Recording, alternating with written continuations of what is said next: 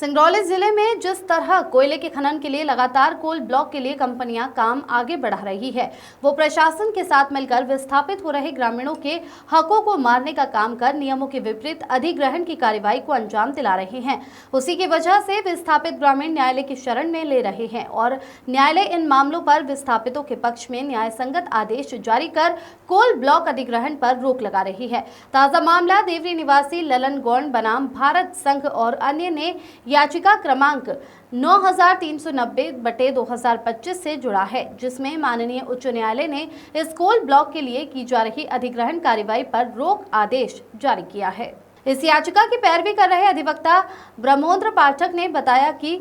ललन गौड़ मामले में माननीय न्यायालय ने माना है कि सिंगरौली जिला कोयला धारक क्षेत्र की सूची के अंतर्गत आता है, जहां कोयले के खनन के लिए भूमि का अधिग्रहण कोयला धारक क्षेत्र अधिनियम 1957 के तहत किया जाना चाहिए, जबकि इस अधिग्रहण में कंपनी और प्रशासन भूमि अधिग्रहण अधिनियम 2013 का पालन कर रही है, जो गलत है। इस कारण माननीय उच्च न्यायालय ने उक्त कोल ब्लॉक के लिए अधिग्रहण पर रोक लगा दी है।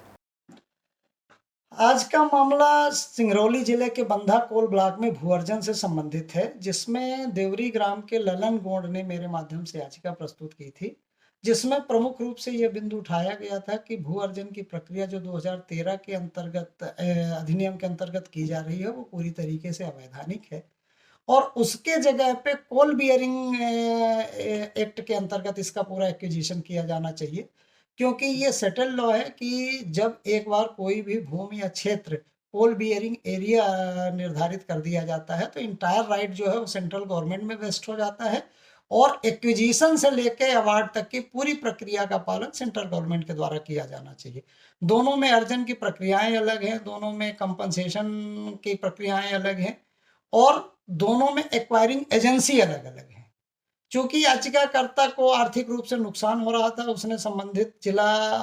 अधिकारी के समक्ष इस आशय की आपत्ति भी की थी, लेकिन उस पर कोई सुनवाई नहीं हुई। तब उसने रिट याचिका प्रस्तुत की थी, जिसकी सुनवाई आज माननीय एकल न्यायाधीश के समक्ष हुई है, जिसमें सीनियर एडवोकेट श्री प्रकाश उपाध्याय जी ने भी यह तर्क रखा कि चूंकि क्षेत्र में यदि कोल बियरिंग एक्ट एप्लीकेबल है तो पूरी एक्विजिशन की प्रक्रिया उसी के अंतर्गत होनी चाहिए। 2013 के एक्ट के अंतर्गत यदि कोई भी एक्विजिशन हो रहा है वो पूरी तरीके से अवैधानिक है और उसमें राज्य शासन को एक्विजिशन करने की कोई अधिकारिता प्राप्त नहीं है।